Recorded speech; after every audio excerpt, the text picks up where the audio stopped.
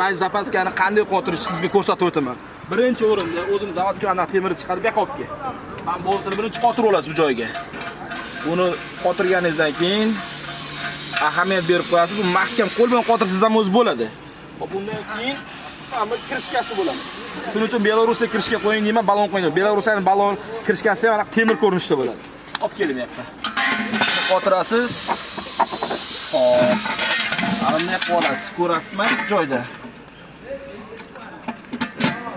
Tak, ishladingiz.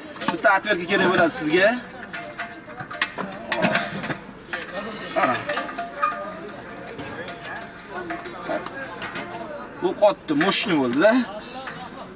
Shundan keyin siz zapaskani ushlaysiz. Faqatki teskarisiga qo'yasiz. Mana shu ishga kirgizasiz zapaskani. Kirgizasiz, to'g'rimi? Kirgizgandan keyin mana bu narsasi bor, zavodskiy narsasi. Shuni ushlaysiz. Moshni qotdi, to'g'rimi? Bo'ldi. Boshqa hech qimirlamaydi. Endi ozgina qimirlashi mumkin, uni qattiq qotirsangiz mana uni o'ldirib qo'yasiz-da.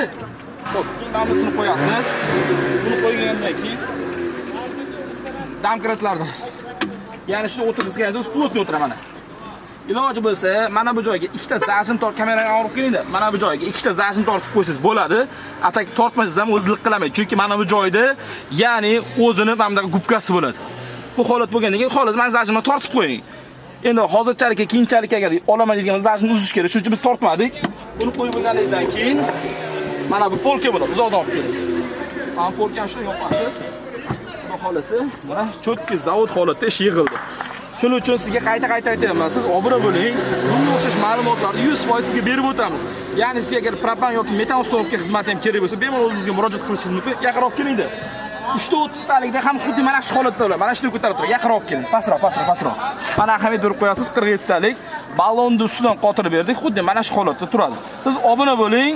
Sizga gazga taalluqli bo'lgan ma'lumotlar to'liq video obzor davomida aytib o'tishga harakat qilamiz. Vaqtimizga qarab bu videoni trekkerchilarga yuborib qo'ying.